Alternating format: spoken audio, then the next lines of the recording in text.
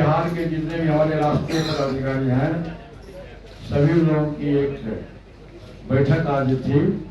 संगठन मुख्य रूप से संगठन को कैसे मजबूत किया जाए, क्योंकि बिहार में अभी कुछ विशेष परिस्थिति हुई है। 1.5 महीना पहले जो सरकारें थी बिहार में, एनडीए समर्थित सरकारें थी, वो सरकार पाला बदल के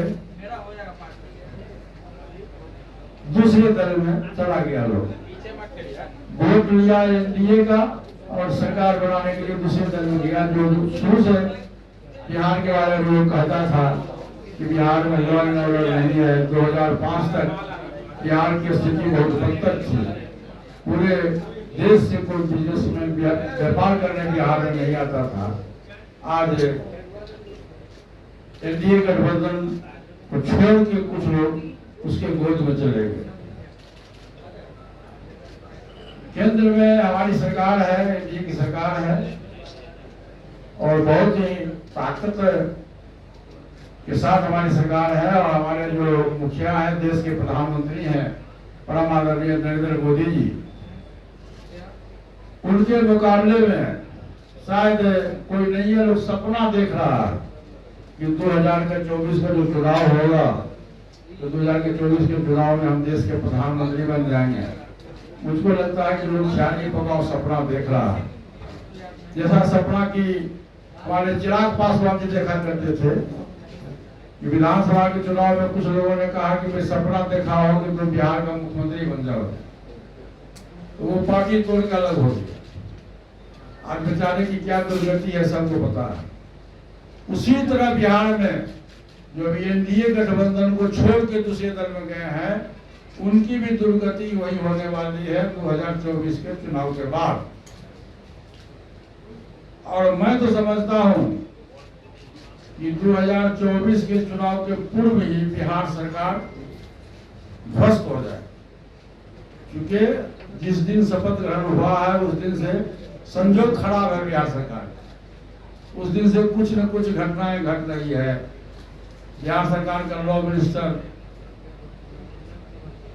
पर वारंट इशू हुआ है। कुछ लोग दागी लोग हैं, काफी लोग उसमें दागी हैं। बिहार सरकार में सब ठीक ठाक नहीं चल रहा है। और ये सरकार, जब बिहार सरकार और भारत सरकार पहले एक साथ हम लोग थे तो बिहार का काफी विकास हो रहा था। आज बिहार का विकास रुक गया। बिहार में भाजपा और राष्ट्रीय लोक जनशक्ति पार्टी हमारा गठबंधन है और ये गठबंधन भविष्य में भी रहेगा। और हम दोनों दल मिलकर आगामी चुनाव में 2024 में और 2025 में हम चुनाव लड़ेंगे। और अगली बार बिहार में हम 39 सीट जीते थे, इस बार हम मजबूती से चुनाव लड़के 40 में 40 सीट जीतेंगे। आप इसको निश्चित रूप से देख लीजिए कि निश्चित रूप से बिहार सरकार की जो भी सरकारें हैं वो सरकार 2024 के पहले ध्वस्त हो जाएगी, सरकार गिर जाएगी। और एनडीए गठबंधन की सरकार बिहार में 2025 में हो बनेगी। और जो लोकसभा का चुनाव होगा परम आदरणीय श्री नरेंद्र मोदी जी के नेतृत्व में बिहार में 40 में 40 सीट मिलेगी। आज नरेंद्र मोदी जी का कर्ज इतना बड़ा है कि देश क्या, देश में तो सबसे ताकतवर प्रधानमंत्री हैं, विदेशों में भी अमेरिका जैसे कंट्री का राष्ट्रपति भी ललायित रहता है नरेंद्र मोदी जी से गला में गला मिलाएंगे। आज ये स्थिति है। तो साथियों, मैं निश्चित रूप से कहूँगा कि हमारी पार्टी, हम अपने पार्टी के संगठन को काफी मजबूत करेंगे। परम आदरणीय स्वर्गीय रामविलास पासवान जी के सपनों को साकार करेंगे। गरीब है, ये नौजवान है, छात्र है, किसान है, उनके सपनों को मैं साकार करूंगा। और निश्चित रूप से हमारी पार्टी 2024 में जब चुनाव होगा तब एनडीए गठबंधन के साथ है। हमारी पार्टी, हम लोग मिलकर, भाजपा और हमारी पार्टी मिलकर बिहार में 40 से 40 सीट जीतेंगे। इसी के संबंध में आज हम लोग की बैठकें थी, जिला अध्यक्ष का, प्रदेश पदाधिकारी का, प्रदेश अध्यक्ष का और जो हमारे बिहार के जो राष्ट्रीय पदाधिकारी केंद्र में है, ये तमाम लोगों की बैठकें हुई और सदस्यता अभियान पर काफी जोर दिया गया कि हम पूरे बिहार में अधिक से अधिक सदस्य बनावे और अधिक से अधिक संगठन को मजबूत करें। और बड़ी बात, आप जिनके नाम का आपने कहा, जिसके नाम की चर्चा आपने किया है, अमित शाह का मुकाबला मैं समझता हूं कि अभी 10 वर्ष तक उनको संभव उनके लिए नहीं है। अमित शाह देश का सेकेंड मैन है। प्रधानमंत्री जी के बाद भारत के गृह मंत्री अमित शाह जी हैं और ताकतवर गृह मंत्री जी हैं। और अमित शाह जी अभी सीमांचल में गए थे, सीमांचल को कुछ देने के लिए गए थे, लेने के लिए नहीं गए थे। तो सीमांचल को देने गए थे और वहाँ देखो वहाँ की स्थिति क्या है, वहाँ की परिस्थिति क्या है, वहाँ विकास हुआ कि नहीं हुआ। क्योंकि बॉर्डर पर सीमांचल है, नेपाल के बॉर्डर पर है, बंगाल के बॉर्डर पर है। एज ए गृह मंत्री भारत सरकार को देखने गए थे कि वहाँ के लोगों की स्थिति क्या है। आप देखिए कि वहाँ गए हुए जब पूर्णिया में एयरपोर्ट का भी घोषणा की, हालांकि काम पहले से शुरू है लेकिन अब युद्ध स्तर पर काम शुरू हो गया। इसलिए ललन सिंह जी क्या बोलते हैं उस बात पर हम लोगों को ध्यान देने की जरूरत नहीं है। नीतीश कुमार और लालू यादव जो है सोनिया गांधी से शाम में मुलाकात करने वाले, आप जाइएगा मुलाकात करने का कोई रोकेगा? बताइए ना। अरे पॉलिटिकल आदमी नीतीश जी भी हैं, पॉलिटिकल आदमी लालू यादव भी है, पॉलिटिकल महिला सोनिया गांधी जी भी हैं। तो मिलने में क्या दिक्कत है? इसके पहले भी मिले हैं लोग। नहीं, इसके पहले लालू जी ने सोनिया गांधी से नहीं मिले थे क्या? प्रधानमंत्री बनाने के लिए ले गए। प्रधानमंत्री तो खुद सोनिया गांधी जी के बेटा उम्मीदवार है, राहुल गांधी। तो सोनिया गांधी पहले अपने बेटे को प्रधानमंत्री बनाएगी जी। और प्रधानमंत्री का नंबर तो 10वां बढ़वा नंबर है बिहार का। वहाँ केजरीवाल जी बैठल है, उधर ममता बनर्जी बैठल है, उधर शरद पवार बैठल है, उधर अवधेश, सब लोग बैठा हुआ है। तो प्रधानमंत्री कहाँ से बन जाइएगा भाई? सपना अपना देखें क्या? लालू यादव जाते रहते बोले हैं कि बीजेपी का सुपड़ा साफ हो जाएगा 2024 में।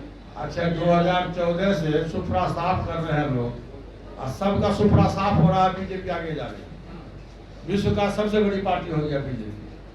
आप बताइए सुपड़ा किसका साफ हुआ? विश्व का सबसे बड़ी पार्टी आज भाजपा है। और ये लोग 2014 से रट लगाए हुए हैं कि हम भाजपा को हटाएंगे, भाजपा को हटाएंगे। भाजपा और मजबूत होते जा रही है। इसलिए कथनी भाई साहब, कथनी और करनी में फर्क है। आप किसी को गाली दे दोगे तो मुंह आपका खराब होगा, गाली देने वाले का चेहरा खराब नहीं होगा। वही बात यहाँ हो रहा है। सोनिया गांधी से मिलियन लोग गए हैं, चाहे नीतीश जी हो चाहे लालू जी हो, ये अच्छी बात है, खराब बात नहीं है। डेमोक्रेटिक सिस्टम है, देश में प्रजातंत्र है, सबको मौलिक अधिकार है। कोई भी व्यक्ति किसी से भी मिल सकता है, सबको मौलिक अधिकार है। लोकसभा में कितना सीट पे लड़िएगा? जी, कितना सीट पे दावा रखिएगा आप? हम तो अभी 5 सांसद हैं। जब हम लोग बैठेंगे, भाजपा के साथ हमारी बैठकें होगी, फिर उसमें जो मिल के जुल के जितना संभव होगा उसके हिसाब से हम चुनाव लड़ेंगे। लेकिन हम भाजपा गठबंधन में थे, आज भी हैं और मैं भविष्य में भी रहूंगा। चिराग बाबू की स्थिति वही है कि रोड पर वही जानवर मरता है जो डिसीजन नहीं लेता है कि मैं पूरब जाऊं या पश्चिम जाऊं। अमित शाह से मुलाकात कर रहे हैं। कहाँ अमित शाह से मुलाकात? आप देखे हैं? आप देखे हैं? अरे पार्लियामेंट की कमेटी है, हिंदी भाषा समिति, उसकी बैठक हो रही थी, उसमें अमित शाह में भी है, उसमें चिराग पासवान भी है। आज तक भाजपा के किसी बड़े नेता हो या छोटे नेता के मुंह से सुने कि चिराग पासवान मंत्री बनना, लेकिन उनका आदमी अब पोर्टल का जो न्यूज़ रोज दे रहा है कि चिराग पासवान मंत्री बन रहे हैं। आप परसों चिराग पासवान का बयान आया कि मैं मंत्री पद का उम्मीदवार नहीं हूँ। कल उनका बयान आया राजगीर से, मैं अभी किसी से गठबंधन नहीं करूंगा, 24 तक मैं अपने पार्टी के संगठन को मजबूत करूंगा, 24 में मैं फैसला करूंगा कि मैं इधर हूँ कि उधर हूँ। वो न एनडीए में है न महागठबंधन में है। एनडीए के लोग भी उनको एक्सेप्ट नहीं करेगा और महागठबंधन के लोग भी एक्सेप्ट नहीं करेगा, क्योंकि वहाँ नीतीश जी बैठे हुए हैं। अच्छा, तो जब वो एनडीए में नहीं है तो बार बार नीतीश पर हमला क्यों रहते हैं? तो शुरू से कर रहे हैं हमला, आज से कर रहे हैं, विधानसभा के चुनाव को पहले से कर रहे हैं। पता अरे भाई ये पता है ना आपको नीतीश कुमार के खिलाफ में बोल रहे हैं, तो भाजपा के खिलाफ भी तो उम्मीदवार दिए, बगल में राघोपुर में दिए, हसनपुर में दिए, भागलपुर में दिए, भाजपा को कहाँ छोड़े? आप इसका जवाब है बस में? हंसना और गाल फुलाना एक साथ नहीं चलता है। नीतीश जी को उन्होंने गाली दिया, ये बात सही आपने कहा, लेकिन भाजपा को उन्होंने कहाँ छोड़ा? विधानसभा के चुनाव में भाजपा के खिलाफ भी 6 जगह अपना उम्मीदवार दिए, आरजेडी को जिताने के लिए दिए, बगल में आपका राघोपुर। इतना भी जब बेटा है आपका, तो बेटा को घर वापस लाइएगा। बेटा आना चाहेगा तो देखा जाएगा, भविष्य की गर्भ में है। देखिए, आप जो गलत काम किए हो, गलत काम का प्रायश्चित करोगे, समय आएगा आपको विचार किया जाएगा कि आपके प्रायश्चित पर क्या दम है नहीं है। क्या लगता है भविष्य में आपको बेटा क्या हम उनके चाचा नहीं है क्या? वो क्यों हमसे बगावत कर दिया? आप जो पूछे इधर आप जो कहें कि बेटा है, तब चिराग पासवान से पूछे कि तुम्हारा चाचा पारस है कि नहीं है, तो तुम चाचा से क्यों गद्दारी करके भाग गया? सर एक सवाल था, आप बोले 12वें नंबर पर प्रधानमंत्री को उम्मीदवार में नीतीश दिया। मैंने नो मैं किसी का नाम नहीं लिया हूँ, मैं किसी का नाम नहीं लिया हूँ। बिहार का नंबर मैंने कहा कि दर्जनों उम्मीदवार हैं। मैंने नाम गिनाया राहुल गांधी का, मैंने नाम गिनाया ममता बनर्जी का, मैंने नाम गिनाया केजरीवाल का, शरद पवार जी का, अवधेश यादव जी का, अखिलेश यादव जी का नाम गिनाया, उसमें नीतीश जी भी हैं। अब देश में देखोगे तो 12-14 उम्मीदवार है देश में प्रधानमंत्री पद का, उसमें एक नीतीश जी भी है। और आप ही ईमानदारी से पूछिए, बताइए हमको, जितने लोग प्रधानमंत्री के दावेदार हैं, क्या नरेंद्र मोदी जी के सामने में कोई टिकने वाला है? ईमानदारी से आप ही बोल दीजिए। नहीं, तो फिर इसी के लिए तो सवाल मांग सकिए। विपक्ष एकजुट हो नहीं सकता है। विपक्ष जब एकजुट नहीं होगा तो फिर रिजल्ट नरेंद्र मोदी जी के पक्ष में जाएगा। जी, लेकिन अभी हरियाणा में लोजपा का जो विपक्ष कोर वोट है 5% करीब वोट बिहार में पिछली बार दिया है। 60% वोट है लोजपा का। बोलिए। वो कोर वोट जो है उसमें डिवाइड नहीं हो जाएगा? नहीं होगा। आप उसका उदाहरण मैं आपको बता देता हूँ। तारापुर का उपचुनाव हुआ, कुशेश्वर स्थान का उपचुनाव हुआ ना जी, चिराग पासवान के उम्मीदवार को कितना वोट आया? जो 65,000 वोट आया था लोकसभा के चुनाव में तारापुर से, उसमें 5,000 वोट आया चिराग पासवान के उम्मीदवार को। कुशेश्वर स्थान में उनको 5,000 वोट आया।